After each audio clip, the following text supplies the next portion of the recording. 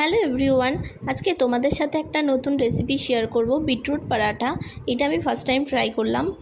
তো ফার্স্টেই আমি একটা বিটরুট ভালো করে ধুয়ে খোসা ছাড়িয়ে সেটাকে কাটিং করে নিলাম এবং মিক্সার গ্রাইন্ডারে আদা কুচি আর একটা লঙ্কা আর বিটরুটটা দিয়ে পেস্ট বানিয়ে নিলাম। এরপর 2 কাপ আটার মধ্যে বিটরুটটা দিলাম এবং কাসুরি মেথি এবং লবণ দিয়ে ভালো করে মাখলাম। তোমরা চাইলে অল্প অল্প বিটরুটটা, যেমন জল আমরা ইউজ করি, সেখানে জলের পরিবর্তে অল্প অল্প বিটরুটটা দিতে পারো। আমার একটু বেশি হয়ে গেছিলো বিটরুটটা, তাই অনেকটা আমার আটা দিতে হয়েছে এটাকে একটুখানি শক্ত করার জন্য। তো তোমরা চাইলে অল্প অল্প করে ইউজ করবে। এরপর ভালো করে আটাটা মেখে নেওয়ার পর ওপর থেকে একটু ঘি বা সাদা তেল, যেটা তোমরা প্রেফার করো সেটাই ছড়িয়ে ভালো করে ঢাকা দিয়ে 30 মিনিটের জন্য রেখে দেবে।